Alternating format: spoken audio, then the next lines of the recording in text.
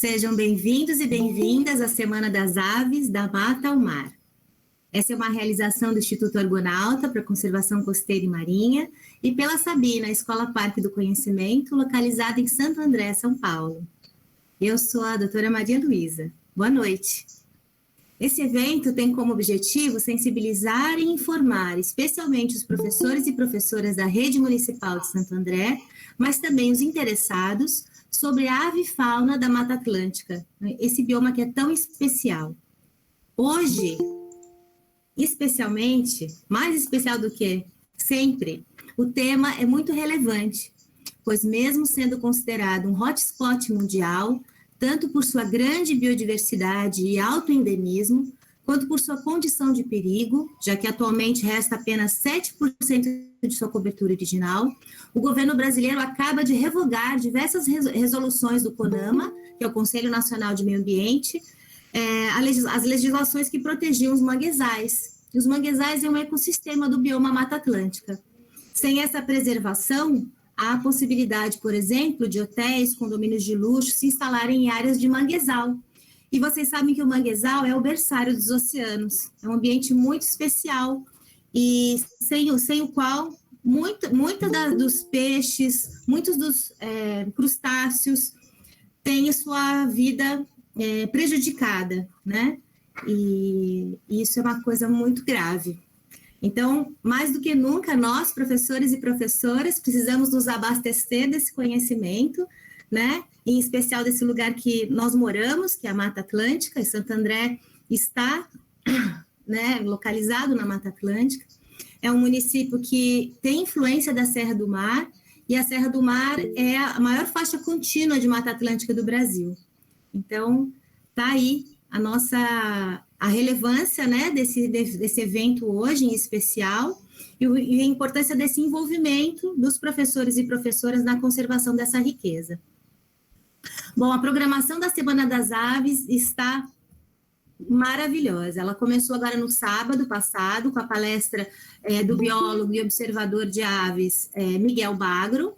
Ele trouxe um panorama sobre as aves da Mata Atlântica, em especial aquelas que ocorrem em Santo André. Quem não assistiu pode ir lá no YouTube, na Sabina em Casa, e pode assistir na íntegra a palestra dele.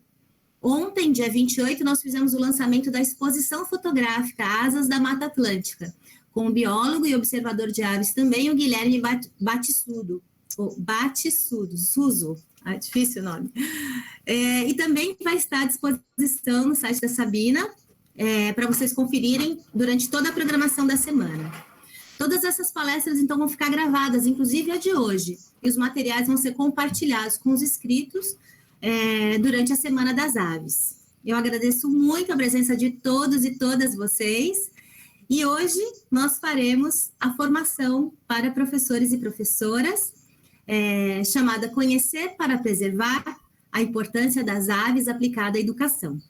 E tem como objetivo demonstrar a importância da educação para a preservação das aves, oferecendo ferramentas didáticas que podem ser utilizadas na sala de aula para despertar o desejo de conhecer, aprender e proteger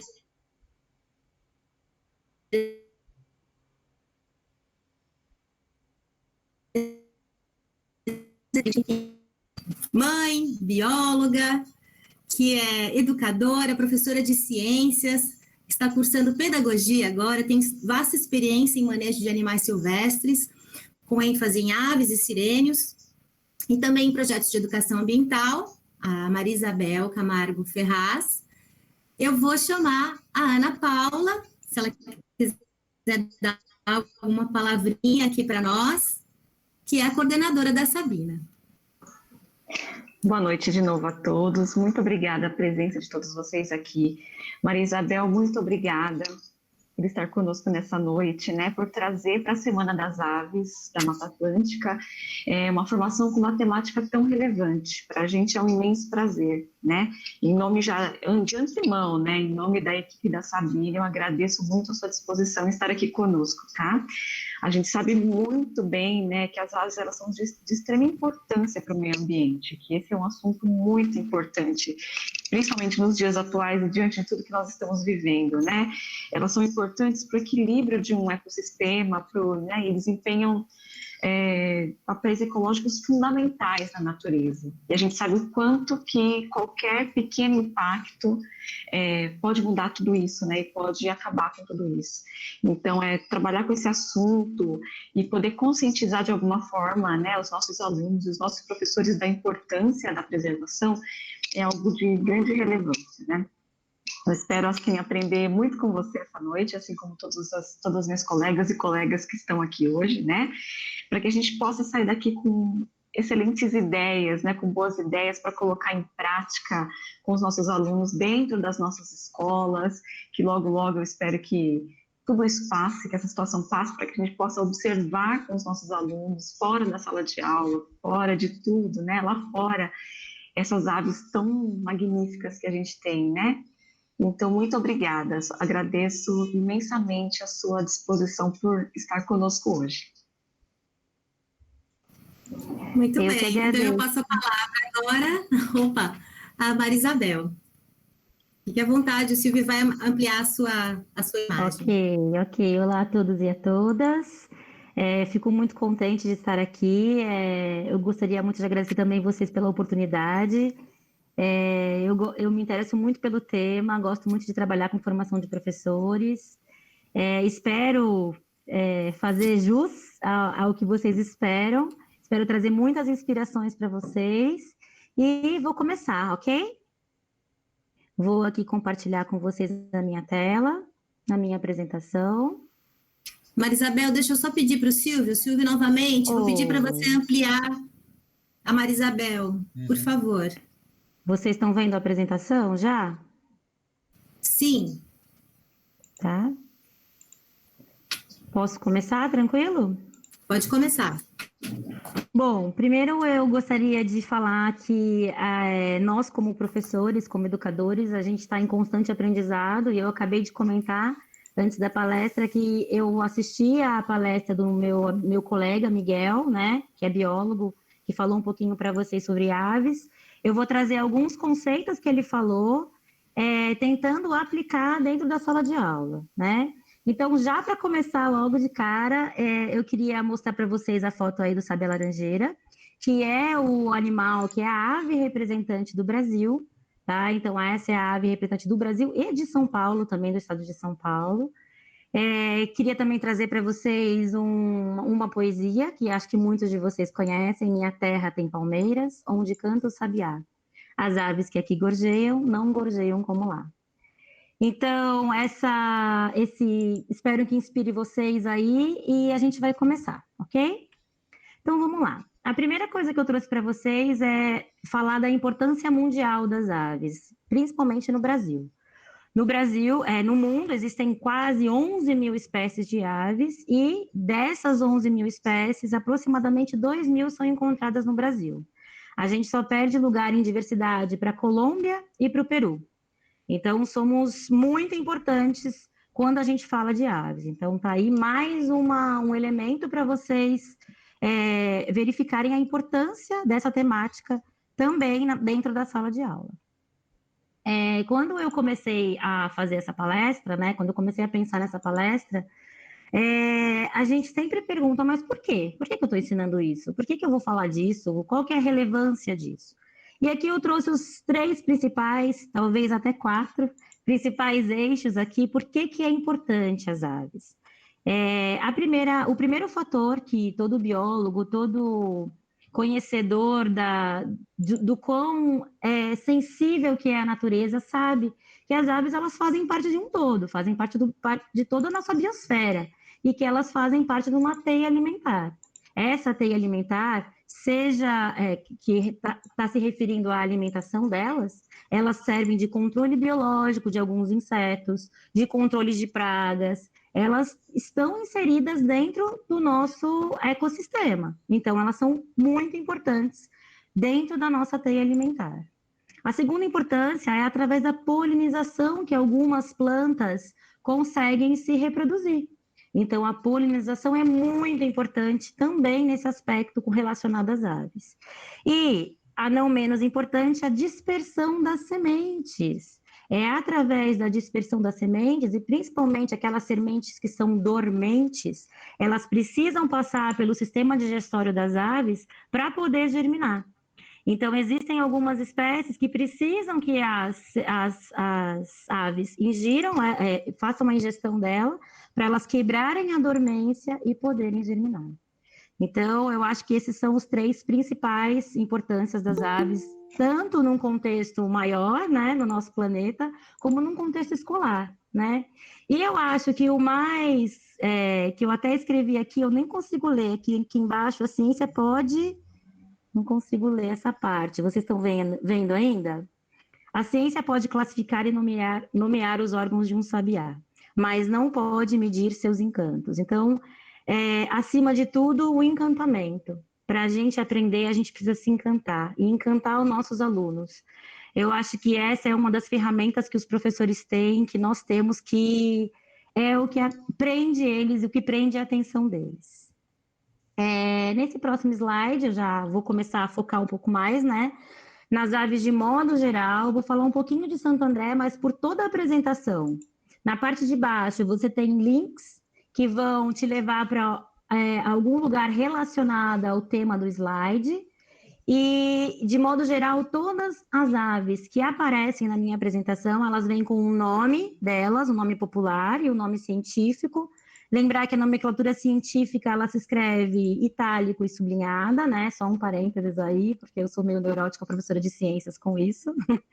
E aqui eu quero trazer para vocês algumas pesquisas imediatas que já saiu quando eu comecei a pensar no assunto. A primeira delas são as listas de aves registradas em 2 sites muito renomados, a essa Taxeus, que identificou 341 aves em Santo André, e a Wikiaves, que o nosso amigo Miguel também já andou falando sobre essa. Então, a Wikiaves registrou aproximadamente 350 aves. Então, Santo André é bastante rico em aves, principalmente pelo refúgio que ele tem através dos parques, né? Vocês têm bastante área verde, né? Então, esses refúgios aí das aves são muito importantes para a conservação delas. Eu também trouxe para vocês aqui uma reportagem mostrando um carcará aí pousado numa janela de uma leitora aí do jornal. E aí o Miguel falou uma coisa bem interessante, né? Eu sempre vou tentar retomar o que ele disse, porque é construindo o conhecimento que a gente vai aprendendo. O Miguel trouxe uma coisa muito interessante, que ele falou que elas não estão invadindo, né? Elas, na verdade, eles estão perdendo espaço. Então, elas vêm procurar comida para tentar sobreviver. Tá? Ok? Então, vamos para o próximo assunto.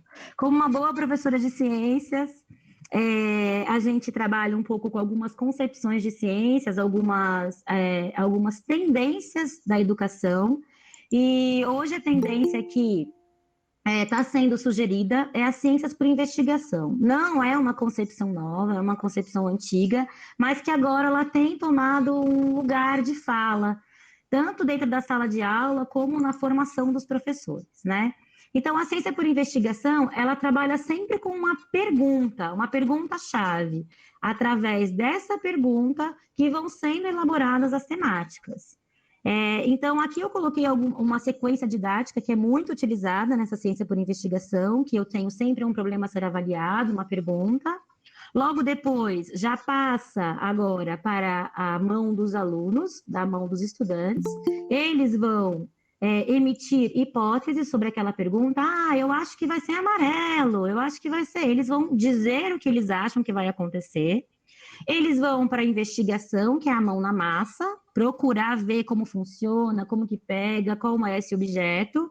Vão tentar representar esses dados, lógico que a gente está falando aqui de educação infantil, de fundamental anos iniciais, então a gente vai ter que ter um jogo de cintura aí para trabalhar com esses dados, mas que é importante que a estatística esteja desde a educação infantil presente na sala de aula, e por último, e não menos importante, a comunicação. Um bom cientista não fica preso no seu laboratório, só com seus dados são meus, não. Ele tem que comunicar para a sociedade. É isso que faz com que um cientista seja um cientista de verdade.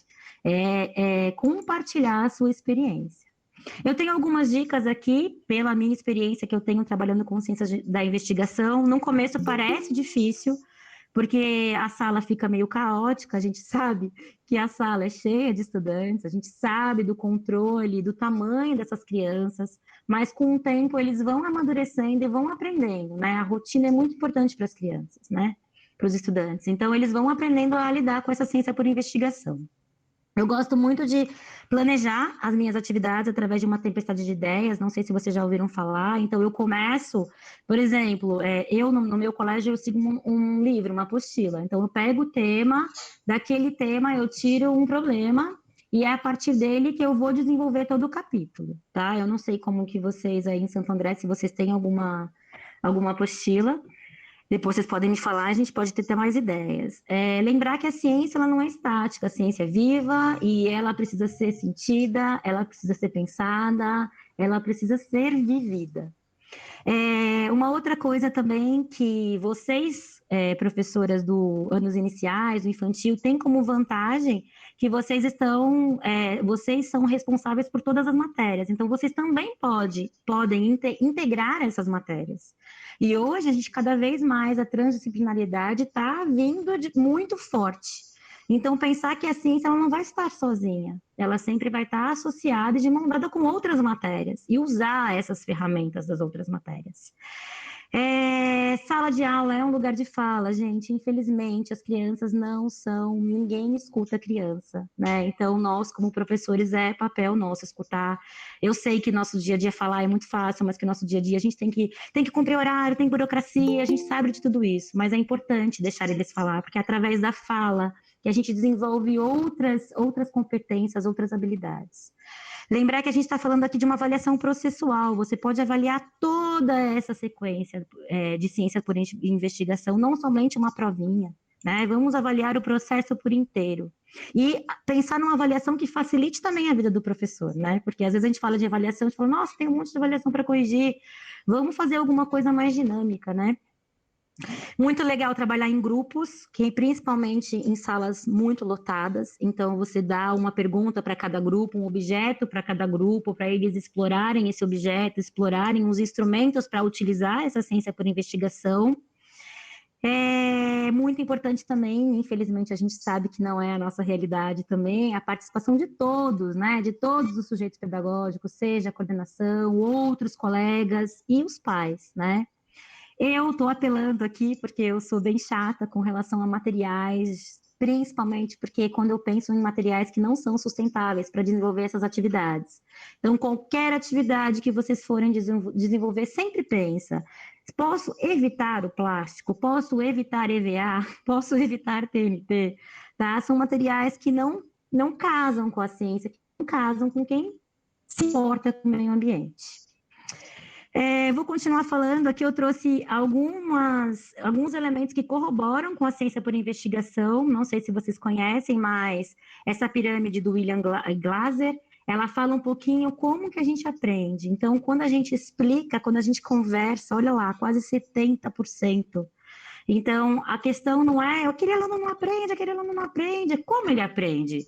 Será que explicando ele aprende? Por isso, tanto que eu falo do lugar de fala da criança.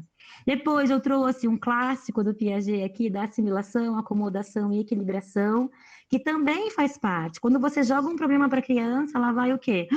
Primeira coisa que a gente fala, ai, não gosto, não quero, não vou, né? Mas aí, aos poucos, ela vai reconhecendo aquele objeto, até aquele objeto se tornar parte, incorporar a vida daquela pessoa. E eu trouxe também, não sei se vocês conhecem, né? A antroposofia, eu trouxe essa trimembração, talvez a doutora Maria Luísa, que dá aula numa escola, né, que tem esses princípios antroposóficos, possa até falar mais depois para a gente, mas lembrar que quando você também traz a ciência por investigação, primeiro você pensa, depois você vai sentir, interagir com aqueles objetos e querer conservar as aves, e querer fazer a diferença nesse planeta, que a gente está precisando de muita diferença. E finalmente, o que vocês querem saber, chega de falar, eu vou trazer para vocês algumas inspirações, espero que ajude vocês, tá? Eu falo bastante, falo muito rápido. Qualquer coisa que vocês quiserem que eu diminua um pouco a velocidade, vocês me avisem, tá? Falo sem parar. E também com relação ao tempo, depois, se vocês quiserem também me avisar, podem me avisar. Então, eu só vou, no primeiro slide, trabalhar ciências por investigação. Nos outros, eu vou falar de maneira geral. É um tema muito comprido, eu tive que deletar alguns slides, porque eu fiquei mega empolgada, quando eu vi já tinha quase 30 slides. Então, eu vou tentar ser um pouco mais objetiva, tá? Quando eu comecei a fazer também, eu estava indo por competência, eu estava seguindo lá os números da BNCC, seguindo educação infantil, os campos de experiência. Depois eu percebi que isso não fazia sentido para o que eu queria trazer para vocês. Se eu estou falando de integração, se eu estou falando de transdisciplinaridade, eu não posso fechar em uma habilidade só, eu não posso fechar, né? Eu tenho que abrir. Então, eu trouxe através das características das aves. Então, a primeira característica que eu achei logo de cara são os ninhos. As aves, assim como nós, a gente precisa de uma casinha. Essa casinha vai servir para quê? Então, eu comecei ali questionando, é lógico que vocês podem trazer outros elementos, outros questionamentos. Aí eu comecei com uma bem simples, até para trabalhar a educação infantil também. Onde moram as aves, né? Então, essa primeira pergunta que você vai chegar na sala. Fiquei pensando, onde moram as aves? E aí? E aí eles vão começar a tentar fazer hipóteses. Aí eu coloquei uma hipótese simples. Nós moramos em casas e as aves moram nas árvores. E aí você vai trazer esses elementos que eu falo, esses objetos. Então, vocês podem trazer imagens, vocês podem trazer textos para crianças, estudantes mais velhos, né, do anos iniciais. Vocês podem trazer vídeos, e que eu vou mostrar para vocês esses recursos também durante a minha palestra. E para eles, o quê? Construindo esses elementos para trabalhar essas investigações. Então, por exemplo, como que é esse ninho? Como que eu vou montar esse ninho? Então, eu posso pegar a arte, trabalhar com argila, posso trabalhar com massinha para não fazer tanta besteira, uma massinha caseira, eu posso trabalhar com a língua portuguesa, com rimas que se remetam a aves. Aí a gente pode trabalhar com comparação. Na educação infantil, você tem aquele campo de experiência, eu, o outro e nós, justamente, por que tal pessoa mora lá, por que tal pessoa mora aqui? Então, aí eu tenho vários tipos de ninhos, eu tenho o João de Barro, eu tenho o Quero-Quero, que faz o seu ninho no chão, dá para trabalhar até aspectos socioemocionais, que é um conteúdo muito visado no BNCC, né? Que dá para trabalhar como que é a sua casa, o que você sente quando você está na sua casa. Então, a gente tem bastante aí elementos para trabalhar. E a avaliação que eu trouxe aqui é uma avaliação bem simples, é lógico que vocês podem elaborar muito mais essa avaliação. É uma avaliação apresentando esses elementos que eles construíram ao longo dessa ciência por investigação. Como eu falei, essa é uma ideia, é um momento ali que vocês podem fazer utilizar diversos outros recursos, né? Só a partir do ninho, tá? Vocês podem, inclusive, histórias relacionadas a ninhos, na língua portuguesa, relatos, né? Na ciência, é muito interessante a gente trabalhar também outros tipos de linguagens, que eu vou falar um pouquinho sobre isso mais para frente. Nesse próximo slide, como eu falei, eu sempre vou tentar trazer para vocês aqui um elemento chamativo nas aves. Então, aqui eu estou trabalhando com o bico delas. Não sei se vocês sabem, mas quando a gente observa o bico de uma ave, assim como suas garras, a gente também consegue descobrir do que ela se alimenta. Então, a gente tem aquelas aves que têm um bico generalistas, aquelas que comem néctar, aquelas que são... fazem aquele... Como é que chama? São insetívoras. Então, esses diferentes tipos de bicos podem ser trabalhados de diversos modos. Lembrar que aqui eu não vou ficar toda hora, podia ser uma pergunta assim, podia ser uma pergunta desse jeito. A pergunta é com vocês, aí é vocês que vão fazer a pergunta para desenvolver essas atividades com os estudantes. Aqui eu trouxe algumas ideias, né? A primeira delas, que eu aprendi com o Miguel, né? Eu tinha colocado alguns comedores com sementes, e ele falou que as sementes não eram recomendadas porque elas atraíam pombos, né? E aí eu trouxe alguns comedouros mais ecológicos, pensando naquela fruta inteira, né? Sem as sementes. Então a gente tem aqui um com uma manga, outro com laranjinha, que ele falou também que é bom. Eu tenho a maçã com sementes dentro, mas dá para a gente fazer esse mesmo móvel, né? Essa mesma presilha em uma laranja, por exemplo, né? Eu consigo colocar a laranja ali, pescar e colocar e pendurar essa laranja. Então eu posso comparar os diferentes bicos. Eu posso, inclusive, trabalhar a coordenação motora. É lógico que eu sei que criança pequenininha não pode mexer muito com semente, mas a gente pode fazer algo relacionado, algo guiado, algo que a professora mostre. Então, aqui eu estou associando o bico das aves com ferramentas utilizadas por nós, seres humanos. Ah, essa planta é nectívora, então vamos usar um canudinho. Então, eu posso, através da observação de diversas aves, fazer esse tipo de comparação.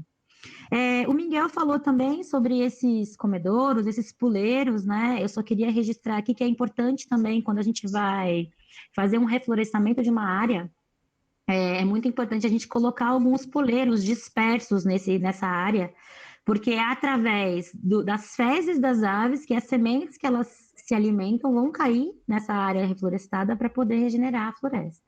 Tá? Então, esses comedores não só são importantes no nosso quintal, né? Como também em lugares que vão ser reflorestados.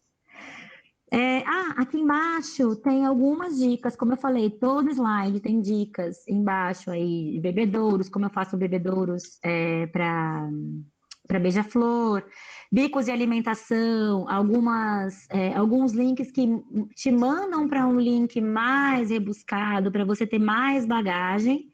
E eu queria dar dica aqui num aplicativo que eu sou muito, adoro muito, que é o Pinterest. Não sei se vocês já ouviram falar, mas esse Pinterest ajuda muito os professores a ter inspirações. Eu tenho milhares de pastas lá, então vocês podem ir lá colocar, inclusive, nomes em inglês, para vocês começarem a observar, tem muita inspiração lá, ok?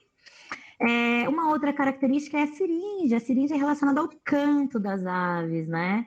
E o reconhecimento até de espécies através do canto.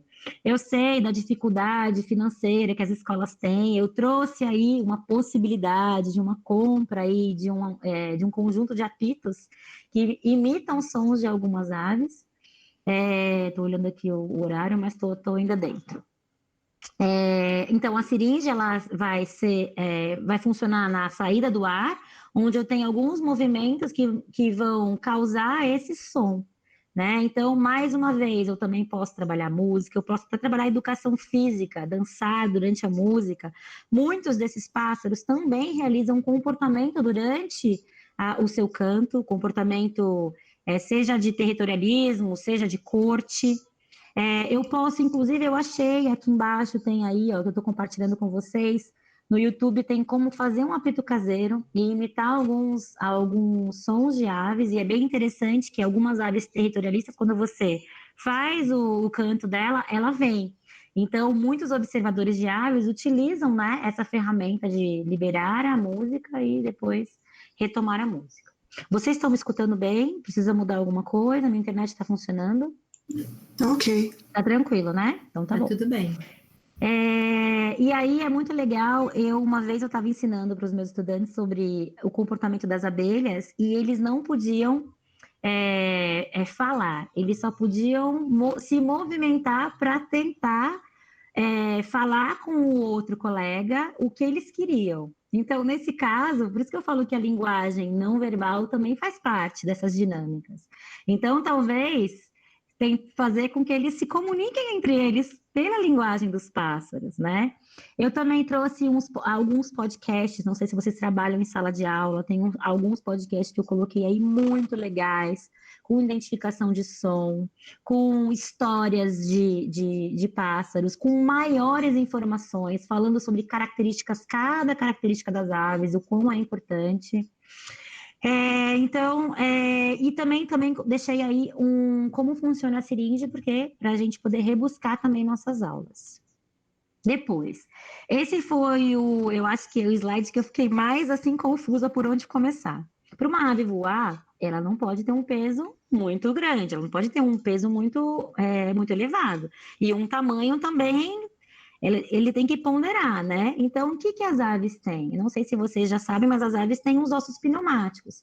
Esses ossos, eles são óculos por dentro. Então, eu lembro quando eu fiz estágio no zoológico, uma das primeiras coisas que eu fiz foi rapinante, voos de rapinante. E eu carregava, né, as aves aqui de couro na minha mão, e quando a ave pousou, eu falei, nossa, gente, ela é muito leve. Eu fiquei impressionada. Isso porque eu já estava no mundo das aves há muito tempo. Então, é legal trabalhar com essa comparação aí de peso, explicar o porquê elas são leves, né? E aí, eu trouxe para vocês aqui alguns componentes. Primeiro, trabalhar com peso, aí vou entrar matemática. Eu posso trazer alguns objetos que remetem ao peso daquelas aves. Não preciso pegar a ave para falar. Olha, esse objeto aqui é o peso de um sabiá. Esse objeto aqui é um peso de um pinguim. Vamos comparar, né? Vamos comparar com o peso da nossa sala. E aí eu trouxe um gráfico aí que vocês devem utilizar muito, deve ser bem usual para vocês, né? Um gráfico dos estudantes ali, que eles vão colocando a quantidade de peso, 1 quilo, 2 quilos, né? E aqui no outro lado, nessa lateral aqui, vocês conseguem ver meu mouse? Sim, bem pequenininho, uma flechinha amarela. Isso, exatamente. Nesse lado direito aqui, eu tenho alguns barbantes. Esses barbantes também servem o quê? Para eu comparar os tamanhos. Então, eu posso colar na parede da sala de aula o tamanho de uma arpia, por exemplo, o tamanho de uma águia do mar. Como eu falei, eu trouxe outras aves aqui nesse slide, mas vocês podem trabalhar com aves urbanas, vocês podem trabalhar com aves da Mata Atlântica, tá? Aqui foi só para mostrar a imagem mesmo do peso, para poder comparar. Dá para fazer também atividades relacionadas aos ossos pneumáticos, um experimento mesmo. Vocês não têm ossos que vocês utilizam quando vocês comem frango? Guarda esses ossinhos, vocês colocam ele para ferver bastante, vai sair toda essa carne do frango, né, do osso do frango, e vocês levam bem limpinho, dá uma lixadinha, dá uma limpadinha, e abram ele, é fácil de quebrar, porque ele é oco. Mostra para ele, talvez comparar com algum outro osso que não seja de ave, justamente para ver essa diferença, né?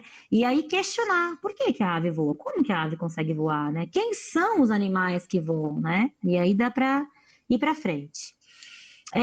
Aqui também uma característica muito importante para as aves é a limpeza, porque as penas elas devem estar limpas e organizadas para eu conseguir voar corretamente. Então, limpar é muito importante.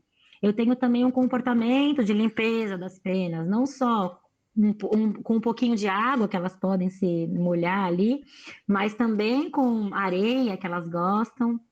Eu tenho aí uma dicotomia, um dimorfismo sexual também, que dá para trabalhar também em algumas disciplinas, né? Lá na educação infantil, vocês têm uma parte muito rica quando fala de saúde, de higiene. Talvez chegar nessa parte da educação infantil e falar, ué, e os passarinhos, eles também se limpam?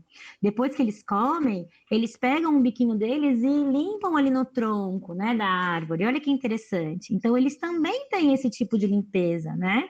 Como que é a reprodução dessas aves? Quando a gente chega no 5º ano, que a gente começa a falar um pouco sobre a reprodução, como que é essa dança de acasalamento, né? Então, eu trouxe alguns elementos aí embaixo também, que mostram algumas danças bem interessantes, eu adorei todas, fiquei assistindo depois lá no YouTube. Se a gente está falando da Mata Atlântica ao mar, nada melhor do que trazer também um elemento que as aves marinhas têm, a glândula de sal.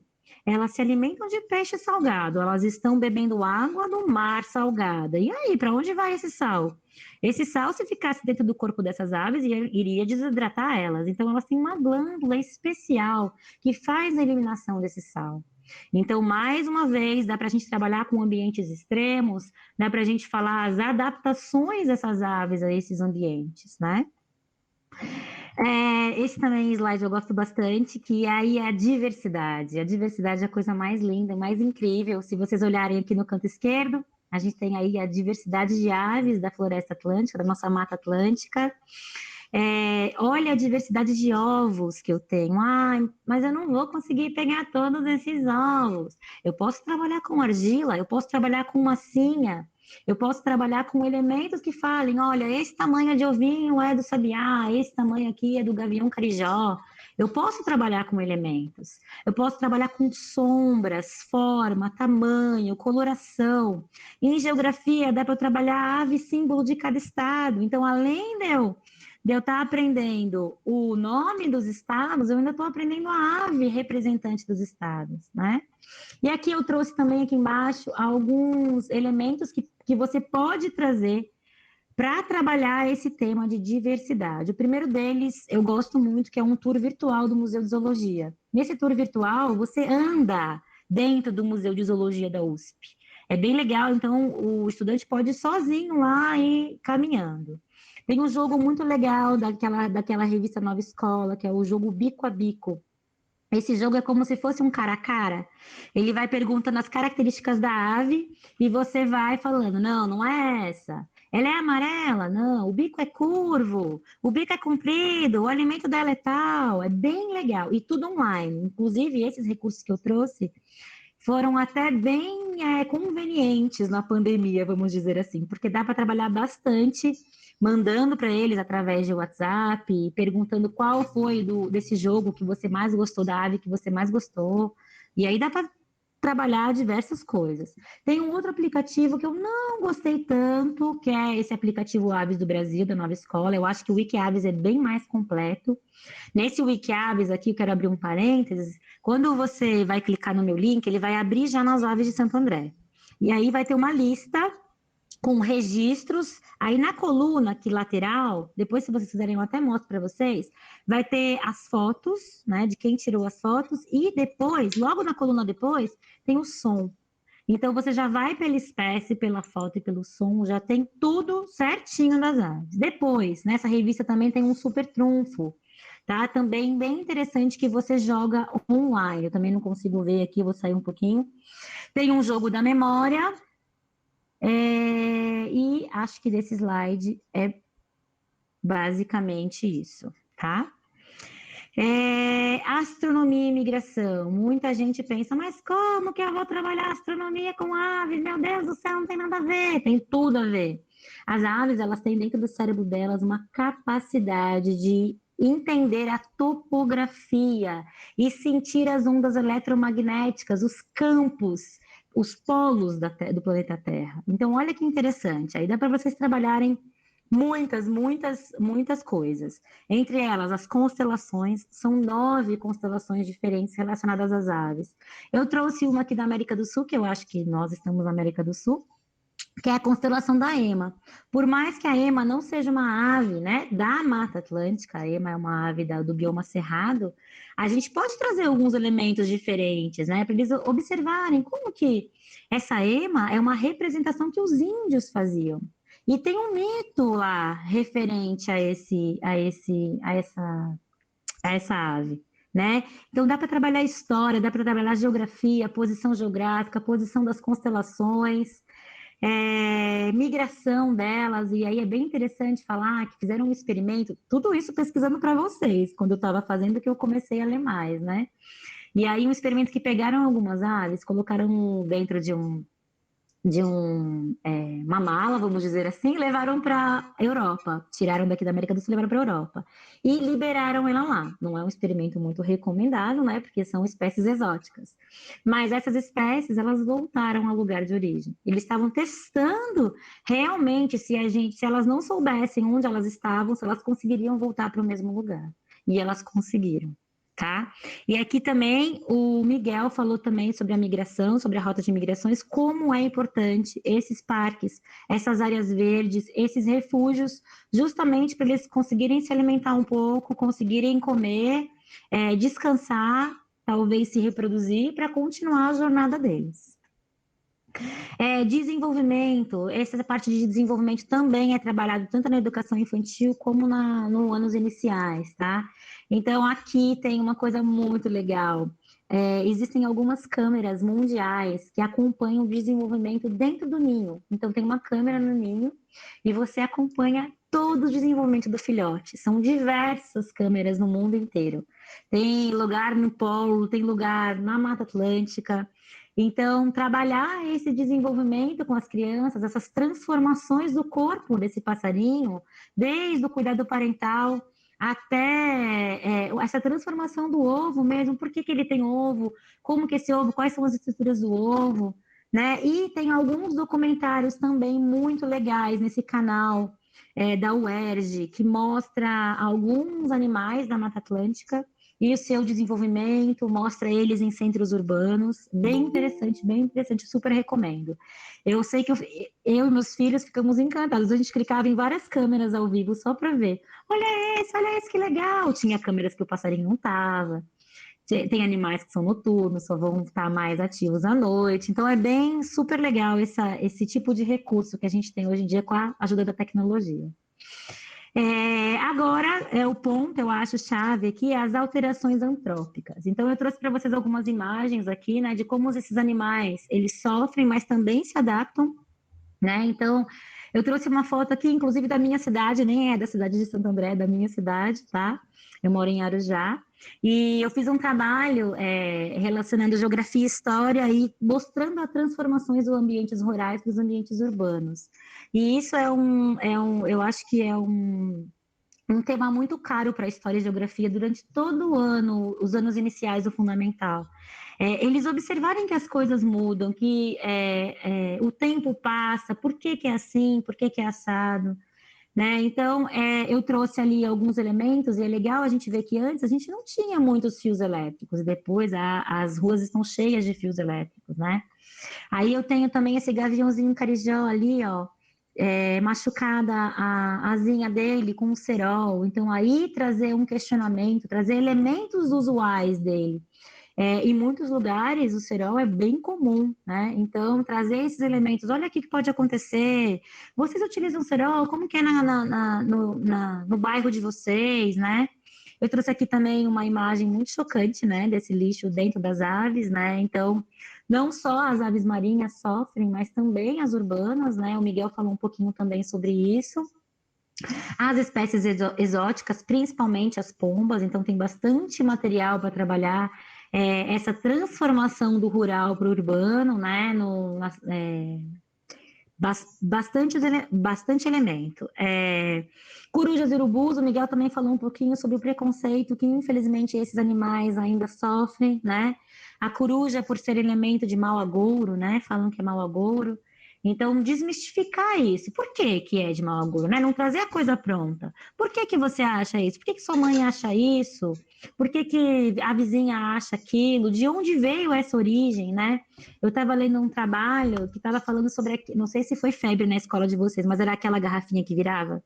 Uma garrafinha que virava assim, e no final dessa atividade as pessoas faziam assim, né? E aí eu li um trabalho agora na matéria que eu tive de pedagogia que falava que o professor ele foi atrás da origem desse símbolo, que foi atrás do porquê que virava a garrafa.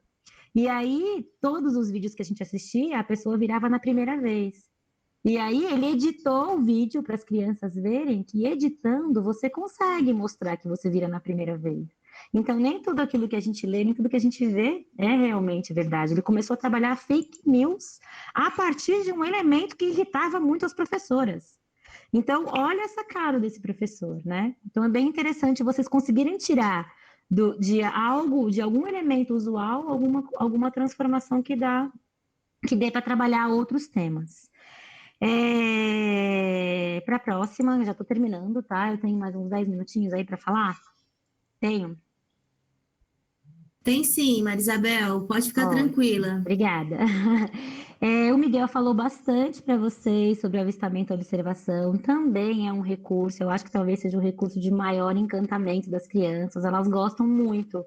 E eu acho que parece bobo quando eu falo sobre as plantas e levo, né, um musgo, uma samambaia, e mostro detalhes desses seres vivos para elas, parece que elas nunca viram. Isso porque eu tô com adultos, né? Eu trabalho 6º ao 9º. Trabalhei já com trabalhei com 5º ano já, em uma escola que eu trabalhei, mas agora o meu público-alvo é 6º ao 9º. E mesmo assim, eles ainda ficam encantadas. Então, como que eu posso fazer isso? Então, trabalhar talvez o desenvolvimento, uma germinação de uma planta que as aves gostam, né? O estudante, ele passa educação infantil, anos iniciais, acompanha aí uns 3, 4 anos o desenvolvimento dessa planta, né? Aí eu estou mostrando aí um periquito rico com o mulungu, que o Miguel também falou. É uma planta que eles gostam bastante, que é bem generalista essa planta. Então, o desenvolvimento dessa planta dá para trabalhar essa também dimensão de espaço-tempo em geografia, comparar as diferentes espécies. Vocês podem fazer aqueles comedouros, aqueles puleirinhos, para eles pararem e observarem durante o dia. Falar um pouquinho sobre a diversidade, os tipos de aves que vêm visitar. A sensação de liberdade, talvez trabalhar um pouco de por que que tem gente que coloca as aves, infelizmente, ainda dentro de gaiolas. Então, mostrar para eles que hoje em dia existem outros recursos para a gente usar, para poder conseguir nos encantar com elas, né? Imagina, se eu coloco um comedouro ali, logo, logo vem outras aves que vão, a gente vai começar a trazer elas para perto da gente novamente, né? E não colocar elas só para a gente ali presa em algum lugar. Então, dá para trabalhar até aspectos socioemocionais também nessa criança. Você gostaria de ficar presa? Como que é a sensação de ficar presa? Relacionar também as aves ao bioma Mata Atlântica. Por que é tão importante, né? Esses dois seres vivos unidos, né? E aí, vocês receberam alguns guias, né? Da Sabina. Quando estava presencial, acho que a Sabina também oferecia essas oficinas que eu vi o Miguel falando, o grupo de estudos dele e esses guias disponibilizados, utilizem esses recursos, né? Aqui também eu coloquei alguns guias online para vocês, além daqueles que vocês receberam do Sabina. Eu também coloquei para vocês 76 árvores para atração de aves, algumas são exóticas, mas para ter no seu quintal não vai ter tanto problema assim para você atrair alguma ave para você, tá? Então, na escola a gente gosta muito de trabalhar com datas comemorativas. Aqui eu fiz um apanhado geral dessas datas comemorativas relacionadas a aves. Então,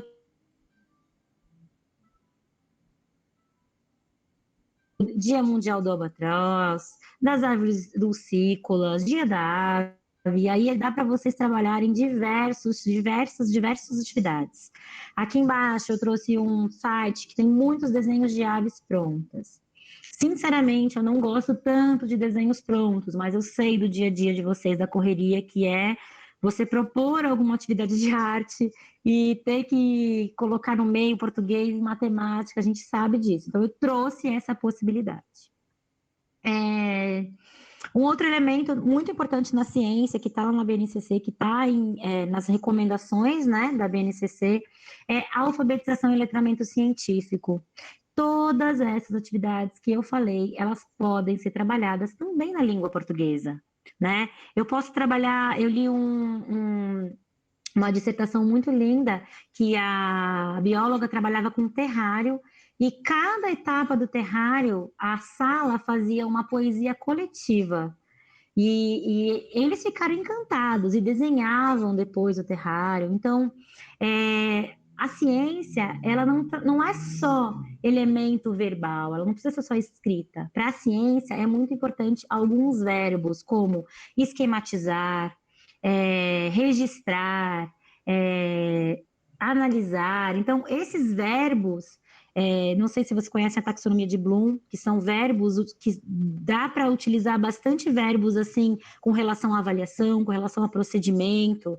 Na ciência é muito importante os procedimentos, né? Por que aconteceu aquilo? O que deu de errado? Vamos tentar fazer de novo, né? Então, aqui eu trouxe para vocês algumas músicas. Eu tenho aqui um site onde eu tenho, nossa, eu acho que são 30 músicas relacionadas a aves, é muita coisa, né? O relato de observação, como eu me senti vendo aquela ave, por que a gente viu aquela árvore, porque a gente ficou em silêncio, porque a gente colocou um comedouro, né? Eu gosto muito de trabalhar com aquela continuação da história também, eu acho que você coloca algumas frases relacionadas às aves, no nosso caso, dentro de um pote, e elas vão tirando as frases, e a história vai ficando engraçada. Então, essa escrita criativa dá para trabalhar também a língua portuguesa, né? A língua portuguesa, eu falo que ela é uma arte, não só a língua portuguesa, né, mas a escrita, ela é uma arte. Então, a gente deve desenvolver esses tipos de habilidade nas crianças, de competência, né? Trazer elas para o mundo letrado, e diferentes formas também, né? Um desenho para uma criança, uma educação infantil, aquilo é um registro, né?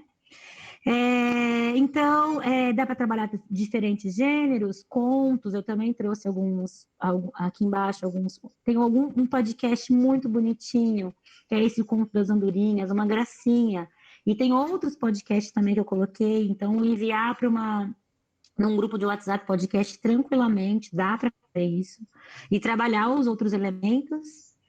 E agora, para a gente finalizar aqui, algumas reflexões que eu trago sempre fico tentando fazer ali uma oração para mim, para tentar lembrar disso sempre, tá? Ensinar não é transmitir conhecimento, mas criar possibilidades para a sua produção e a sua construção.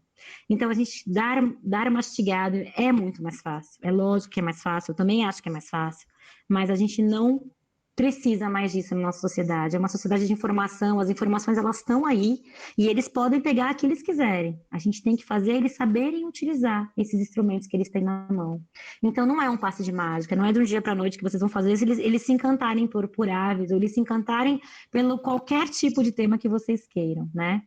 Uma outra coisa que durante o meu percurso também, como professora, é a valorização do colega, é o prestígio da nossa classe social. Gente, somos professores, somos guerreiros, vamos conseguir mudar esse planeta, não é possível, né? E o reconhecimento do meu parceiro. Eu vejo muito nas escolas, infelizmente, uma competição, vejo inveja. Não, traga essa pessoa para você. Ele é seu parceiro. Ele pode trabalhar junto com você, inclusive aliviar, às vezes, alguma atividade. Vocês podem trabalhar em conjunto, né? Ser um constante aprendente, ser professor é ler, é se interessar, é ir atrás, né?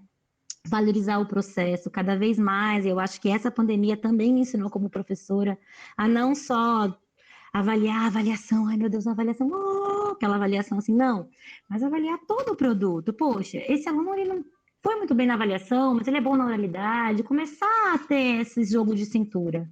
Contextualizar, como eu já falei, não entregar as coisas prontas, as crianças precisam de desafio, do desafio que vai despertar elas, e elas vão querer saber o porquê. Letramento digital também é algo que às vezes a gente fica bravo, às vezes eu mesma passo por isso. Eu falo, como você não sabe compartilhar a tela? Como você não sabe mandar uma atividade? Então, não adianta a gente pedir algo que a gente não ensinou. Então, quando a gente quer algo deles, a gente precisa ensinar. Parece óbvio às vezes pra gente, mas não é óbvio, né? Eles são crianças, eles estão aprendendo. Então, a gente está aprendendo na marra, né? Esse letramento digital, né? A gente levou um tapa assim, falou, meu, você tem que ensinar eles, né? Então, eu trouxe também essas reflexões. Lembrar da subjetividade, do socioemocional da criança, né? Tem dias que ela não tá afim, não adianta você ficar fazendo graça, tentando chamar, brigando, tem dias que ela não está afim. Então, a gente tem que ter alguns cantinhos na sala que ela possa ficar no cantinho dela, até ela conseguir falar. Trazer esses diferentes tipos de linguagem, né, no contexto escolar que eu já falei no último slide, né, como é importante não só a linguagem escrita, mas as outros tipos de linguagem, a transdisciplinaridade. Como eu falei, vocês dos anos iniciais, vocês têm essa chave na mão, porque vocês estão com todas as matérias. Então, tentem relacioná-las, vai aliviar, inclusive, para vocês mesmos, né? E, por último, uma reflexão que é onde a gente quer chegar com tudo isso, né? Muitas vezes a gente está na lida da escola, tem que entregar, e da burocracia, tem que preencher aqueles diários online que não acabam mais, né? Mas e aí, para um pouco, respira um pouco e pensa onde eu quero chegar. E aí, queria agradecer muito, mas como uma boa professora, eu vou mandar lição de casa para vocês. E a minha proposta aqui, não sei se vocês já fizeram, mas é uma lição de casa que é muito legal, a gente parar um pouco e resgatar nossas memórias escolares, né? E aí, quem que a gente era na nossa sala? A gente era aquele que só falava? A gente era aquele que só gritava? Quais eram aqueles professores que a gente mais gostava, né? Então, qual que a gente menos gostava? Por que a gente não gostava daquele professor? Porque ele não escutava a gente, né? E aí é muito legal trabalhar em parceria, né? Pedir para alguma colega sua assistir uma aula sua para ver o que você deixou de falar, para quem que você não deu atenção, essa troca, gente. O ambiente escolar é um objeto de pesquisa, ele está ali amarrado com um lacinho para a gente. Basta a gente saber explorar, né? Então, essa memória escolar é para você parar, pegar uma folhinha ali, alguns minutos, e tentar ver como foi o seu percurso, como foi a sua jornada, do que te encantou estar aqui, né? E assim, eu agradeço muito pela paciência de me escutar, pela minha empolgação de falar, e estou aberta para qualquer pergunta aí. Muito obrigada, Marisabel. Foi uma palestra muito completa, eu fiquei impressionada, né, com o teu conhecimento e também com a tua pesquisa, né, que beneficia todos que estão assistindo a palestra, né? A gente está vendo aqui no chat muitos elogios, então eu agradeço bastante e abro para as perguntas, né? Quem gostaria de conversar aqui com a Marisabel, aproveitar a oportunidade, né? E tanto aqui falando diretamente com ela, mas pelo chat também. Quem quiser se colocar, eu abro agora a nossa conversa. Eu tenho já umas coisas para puxar. Se ninguém puxar, eu puxo. Isabel, adorei tudo que você disse. Ai, que bom. Eu moro num bairro aqui em Santo André que ainda tem muita árvore. E aí a gente tem bastante, que eu não sei se é periquito ou maritaca, não sei a diferença entre as duas aves. Uhum. E aí a minha pergunta é a seguinte, o fato de eu colocar semente para elas, isso prejudica de alguma forma essas aves de buscar comida naturalmente? Eu colaboro para que elas não se adaptem ao meio, aliás... Eu prejudico, eu as alimentando, prejudico elas a se alimentarem sozinhas? Então, Sandra, aí eu vou trazer um pouco do que o Miguel falou e vou ainda acrescentar algo do meu conhecimento. No inverno, principalmente em regiões urbanas, elas sofrem muito com falta de alimento, né? Então, essas sementes seriam muito válidas para algumas aves por causa desse recurso que elas não vão ter. O ideal que o Miguel deu a dica é que esses grãos, né, essas sementes, eles podem trazer pombas, né? Então, talvez colocar de manhã e tirar à noite, principalmente no inverno, quando elas precisam mais desses recursos, né? Tudo bem?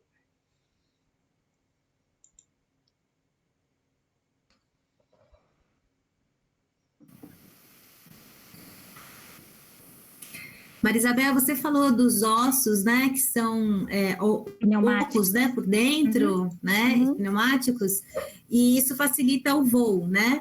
Eu estou assistindo um documentário na Netflix que fala do plástico nos oceanos, né?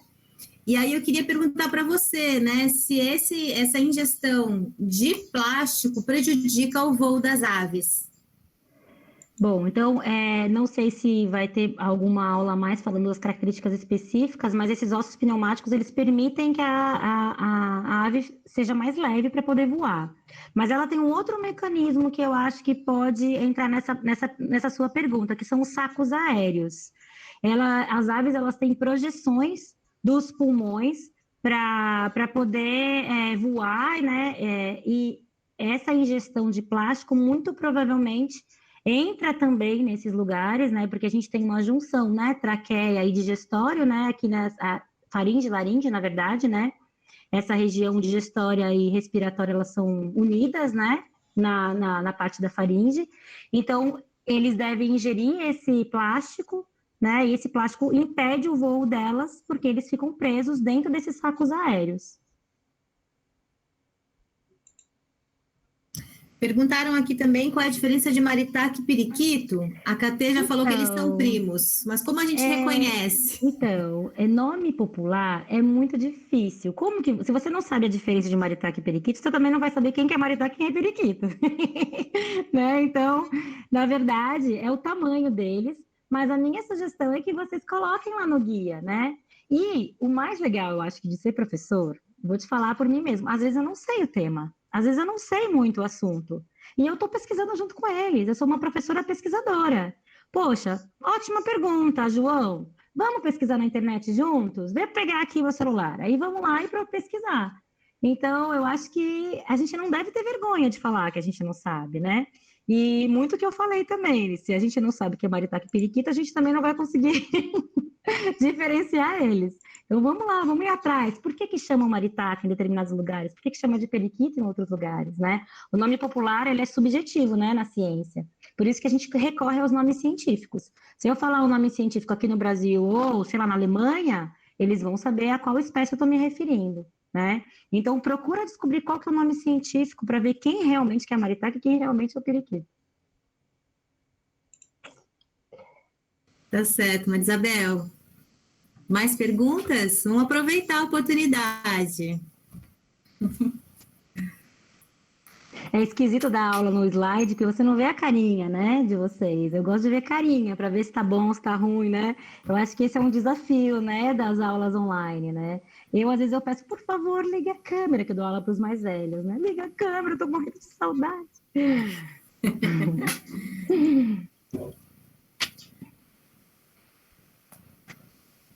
Eu quero comentar aqui lá na Sabina, quando a gente puder visitá-la novamente, né?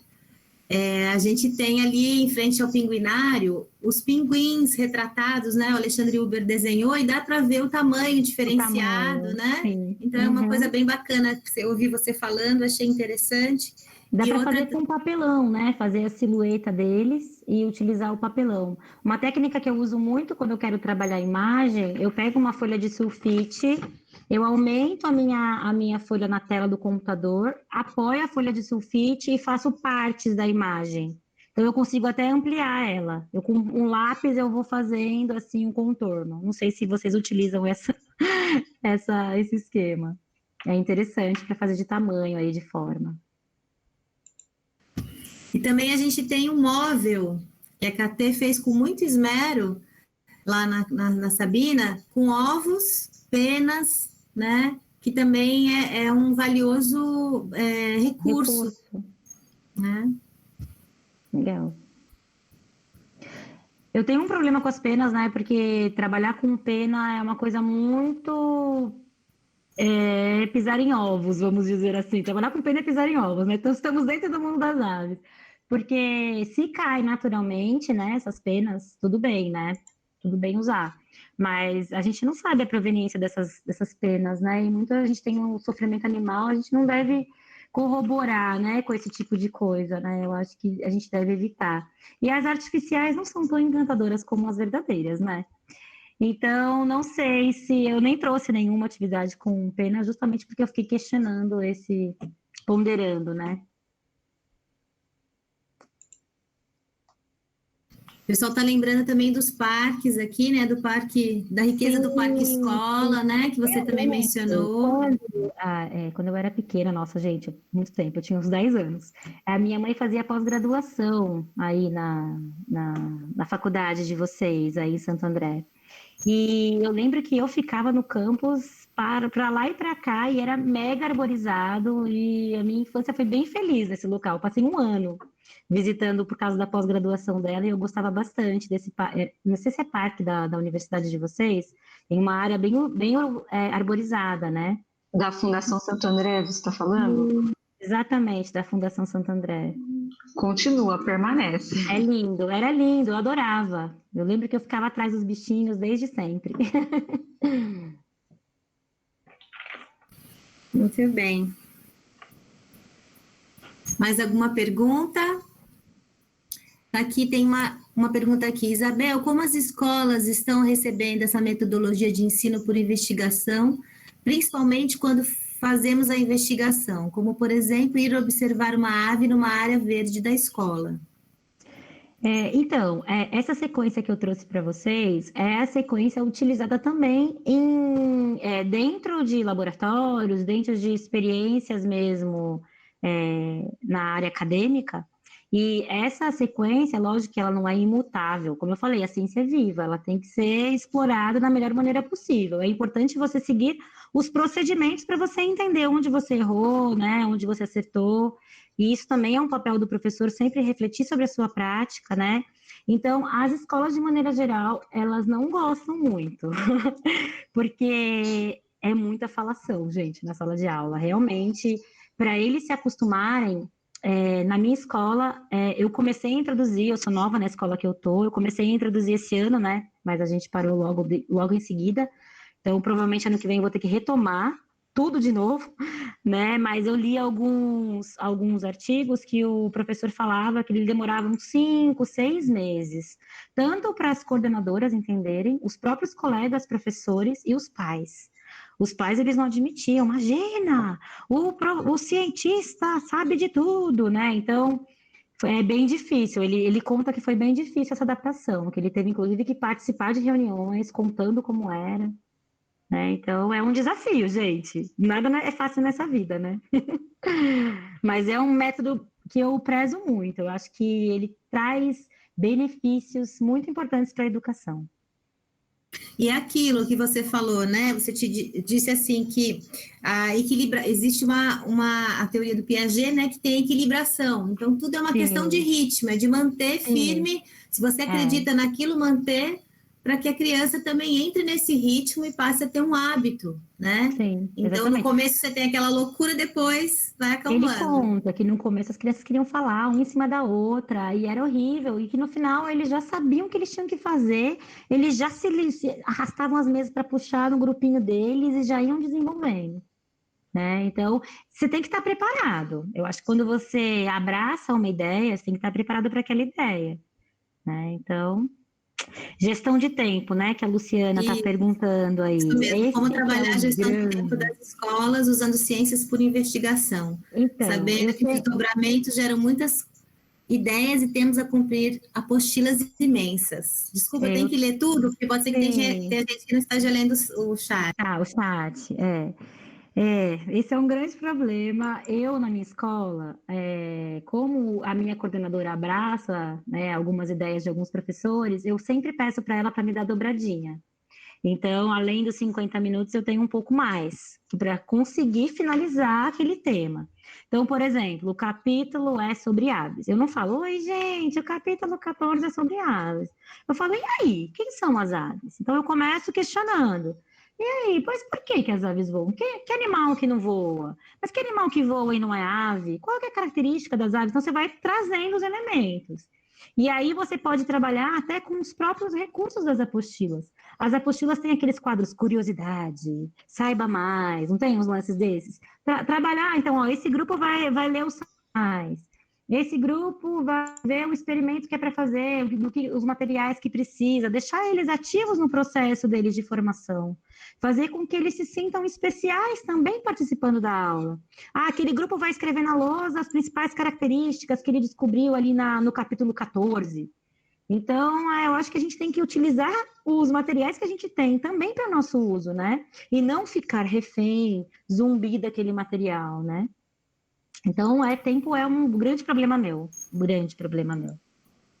Inclusive para frente e para trás do livro também, né? Às vezes tem um link mais para frente, um capítulo mais para trás, às vezes rola.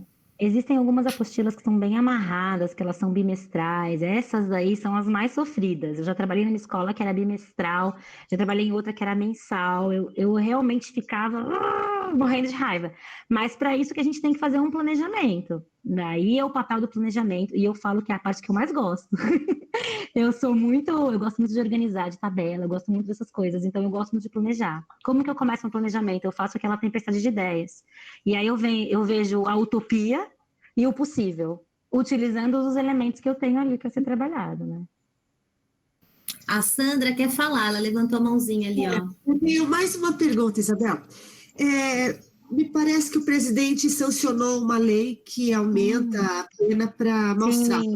Sim, foi hoje isso. Mas pelo que eu li, é só para cães e gatos. Só para cães e gatos. Aí eu queria saber o porquê que a proteção a outros animais, como as aves, por exemplo, não entraram nisso. Será que foi falta das organizações protetoras desses animais entrarem, sei lá, fazerem uma reivindicação maior, ou é piração da cabeça dele proteger só dois tipos de animais? Eu acho que é uma demanda, na verdade, que ele fez para dizer que ele protege a natureza, e não vem em horário melhor, né? Já que estão falando, olha, tanta queimada. Não, olha, a gente cuida dos animais, né? Então, eu acho que foi mais essa tendência, né? A gente tem bastante articulação de ONGs, a gente tem ONGs bem organizadas com relação à legislação, mas é que hoje em dia a gente está com uma falta muito grande de fiscalização, né? A gente tem as nossas grandes IBAMA, Instituto Chico Mendes, todos sucateados, então eu nem gosto muito de falar, eu falo que eu fujo das notícias, porque isso me desestimula até, né? Eu perco energia, eu falo que eu perco energia, não quero ver nada, eu quero ficar bem, porque eu quero passar isso para os meus alunos, né?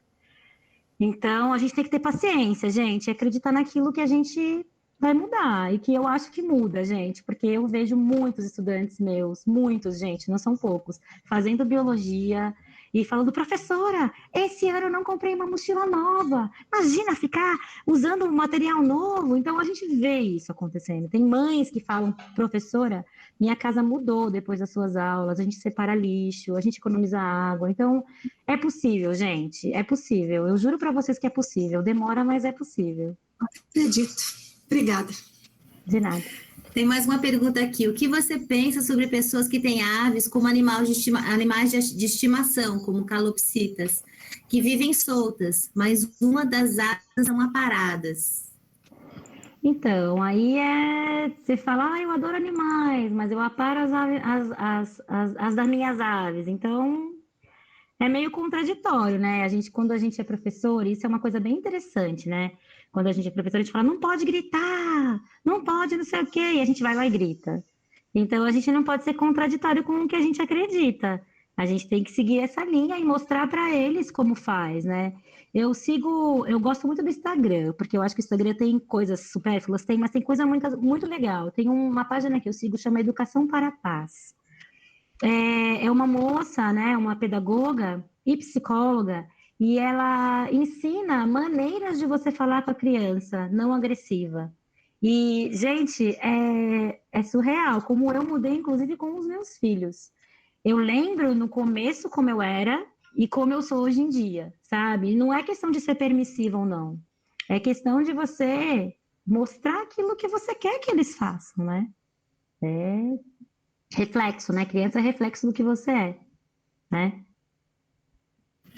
Muito do exemplo, né? Do exemplo em casa e do exemplo na escola, né? Exatamente, A Elian Silva está falando que o trabalho em grupo é uma excelente estratégia, que é muito difícil no começo, mas com o passar dos dias vai ficando espetacular e muito produtivo. Sim. Uma coisa que tem muito com o trabalho em grupo, que eu fico desesperada às vezes como professora, é que fulaninho não gosta de trabalhar com fulano não gosta de trabalhar com fulano, e eles perdem parte da aula dizendo que eles não querem ficar juntos. Então, eu sempre falo assim, eu vou deixar vocês escolherem, mas se começar a dar briga, sou eu que vou escolher. Então, você tem que avisar eles como você vai, né? Avisa ele, essa avaliação vai ser assim. Eu gosto muito de deixar sempre tudo claro para os estudantes, porque às vezes você vai no impulso, eles não sabem o que vai ser, então é importante dizer, você vai fazer, você não vai casar com a pessoa, né? Você está fazendo um trabalho, né? A KT colocou já o site aqui, de Educação para a Paz. Muito linda, ela é muito linda, vocês vão adorar muito, gente, é muito legal. E os posts que ela coloca no Instagram, eles são bem didáticos, ele fala assim, você fala assim com o seu filho? Aí, olha esse jeito, e você fala, sabe, tipo, você percebe que faz muito mais sentido, até para a própria cabecinha deles, né? Muito bem, Isabel. Estou muito feliz de você ter vindo aqui compartilhar a sua sabedoria conosco. Eu acho que a gente já vai para o encerramento. Eu vou passar a palavra para a Ana Paula para dar as últimas palavras, né? E depois eu queria compartilhar com vocês um pouco do que nós vamos ter a seguir, né? E aí a gente pode se despedir. Passo para vocês novamente para você dar as suas últimas palavras. Maria Isabel, muito obrigada, viu? Pela sua presença aqui conosco. Muito obrigada. Foi muito bacana, muito legal. Você conseguiu trazer exatamente o que nós gostaríamos que acontecesse, que é mostrar o que é possível. Porque às vezes o tema fica muito distante, parece que está distante da nossa realidade, tanto da sala de aula quanto do dia a dia, e não, a gente tem condição de fazer uma aproximação muito gostosa de tudo isso, né? Fazer com que o assunto seja prazeroso e que ele possa despertar, desencadear uma infinidade de outros assuntos, né? Então, assim, foi muito bacana, foi um bate-papo, uma formação, assim, que deu para aproveitar do início ao fim, né? A gente sai cheio de ideias, com vontade, né, de fazer coisa nova, coisa diferente, colocar em prática. Já penso lá nos pequenos da creche, lá no ensino fundamental, naquela fase da alfabetização, primeiro, segundo aninho, que eles estão ali aprendendo a mexer com as palavras, curiosos com muita coisa, e quanto que essa investigação para eles também é importante, para os maiores também, né? Enfim, para qualquer faixa etária, né? O quanto que isso é importante, quanto a investigação é importante. Então, foi, assim, muito gostoso falar com você, participar desse momento riquíssimo. E aí eu já aproveito o momento, antes de você fechar também, dar as suas últimas palavras, para convidar os nossos professores e todos os profissionais da educação que estão aqui conosco para visitarem a página da Sabina. A gente está fazendo uma programação bem diferenciada para vocês lá, embora ela não esteja aberta para visitação, até porque as nossas escolas estão fechadas, então não tem por que a Sabina estar aberta, né? A gente funciona em função das escolas, né? Então a gente volta quando vocês voltarem também, né? Volta todo mundo junto. Mas aí a gente tentou, de alguma maneira, fazer uma aproximação com a realidade de vocês, né? Dentro da sala de aula, no dia a dia. E aí nós criamos uma plataforma especial na página da Sabina, chamada Sabina em Casa. E lá a gente tenta, de alguma maneira, alinhar os assuntos que vocês trabalham em sala de aula com o que a gente tem de experimentos na Sabina, né? E convido vocês a fazerem uma visita, tem bastante coisa, muitas atividades para diferentes faixas etárias, e tudo feito com muito carinho, para que vocês possam utilizar da melhor forma possível, de repente num plano de aula, de repente numa sugestão de atividade. Então, assim, está lá à disposição como um recurso pedagógico para todos os professores, para todos os profissionais da educação da nossa rede. E já deixo um convite para vocês também, porque a gente está aqui, a Sabina tem uma missão. A missão da Sabina é auxiliar o professor naquilo que ele puder, né? A gente quer que as questões da ciência, porque a Sabina trabalha muito com trabalho, né? A finalidade dela é trabalhar a ciência, a gente quer muito fazer essa aproximação. E nesse momento de pandemia, que as coisas ficaram todas esquisitas, né? A gente não imaginava que fosse acontecer isso. A gente quer muito ajudar vocês. Então, no que a Sabina puder ajudar, a gente está à disposição. A gente criou um e-mail para que vocês possam falar conosco, que é um e-mail para vocês mandarem sugestões. De repente, vocês têm um tema específico que, de repente, não achou um material para apresentar, mas a gente tem potencial para fazer, então a gente vai fazer isso para vocês. Então, o endereço de e-mail é educaçãosabina@gmail.com. Vou pedir para o Silvio colocar para a gente aí no chat o nosso endereço de e-mail, que é um modo de vocês mandarem para a gente sugestões de temas que vocês gostariam que a Sabina desencadeasse, né? E a gente vai montando essas pequenas aulas para que possa facilitar o dia a dia de vocês também. De repente, alguma coisa que está, no livro didático, ou está no próprio documento curricular da rede, que vocês já fizeram um reestudo desse documento por conta da pandemia, né? É uma temática que vai ajudar vocês de alguma maneira. Digam para a gente o que vocês gostariam, a gente quer ouvir vocês, a gente quer ajudá-los de alguma maneira. Então, a gente está à disposição para o que vocês precisarem. A Sabina ela faz parte disso, a gente está aqui no mesmo barco que vocês, né? E querendo de alguma forma também contribuir. Então escrevam para a gente, digam o que vocês gostariam. Isso não é para agora, isso é para sempre. De repente vocês vão querer usar isso ano que vem, mas as aulas presenciais já voltaram. Mas aí eu vou numa aula no laboratório de informática e eu quero despertar ou desencadear esse tema com os meus alunos. O material vai continuar disponível. Então, quanto mais sugestões vocês tiverem, mais a gente vai alimentando esse repertório, né? Quanto mais sugestões vocês trazerem, mais planos de aula, mais atividades terão disponíveis para vocês, tá bom? Então, convido vocês a conhecerem lá, para quem ainda não conheceu, a plataforma Sabina em Casa, tá? Que foi feita especialmente para esse momento. E muito obrigada mais uma vez, viu, Maria Isabel? Foi um prazer imenso. Obrigada a vocês, muito obrigada mesmo. Bom, então eu queria lembrar que a gente tem ainda uma semana ainda, nós estamos na terça-feira, amanhã, na quarta-feira, nós temos uma mesa virtual sobre aves oceânicas e costeiras do Atlântico, com duas ONGs muito importantes na conservação marinha e costeira, que é o Projeto Albatroz e o Instituto Argonauta. Eles vão trazer um pouco da experiência da reabilitação, né, de como trabalhar com os pescadores, trabalham com os pescadores, então vai ser um debate muito valioso para a gente aprofundar um pouco sobre as aves dos oceanos e da zona costeira. No dia 1º, que é quinta-feira, a gente vai ter disponível o vídeo com uma oficina do Alexandre Huber, que é o artista plástico que fez os quadros maravilhosos, as pinturas maravilhosas que tem no circuito de visitação, lá da Sala da Vida. Ele está agora em Alagoas, fazendo vários painéis marinhos e costeiros lá também agora.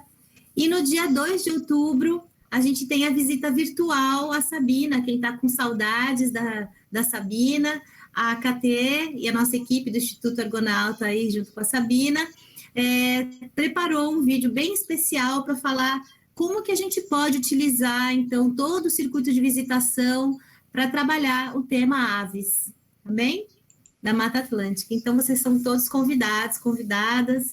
Gostaria de agradecer mais uma vez a presença de todos, uma presença muito valiosa, né? Como disse a Ana, é sempre um prazer estar aqui com vocês, aprendendo, né? E a Maria Isabel, muito obrigada pela sua disposição, a sua palestra é maravilhosa, a apresentação estará disponível, o Silvio já pegou, e a gente pode, então, acessar a apresentação dela, clicando lá nos links, que ela fez a pesquisa para nós, tá bom? Vou passar a palavra para a Maria Isabel, para ela dar as últimas palavras, e agradeço muito mais uma vez. Boa noite. Muito obrigada. Não esqueçam de fazer a lição, né, que eu pedi. Na próxima aula eu vou fazer a chamada oral. Mentira, gente.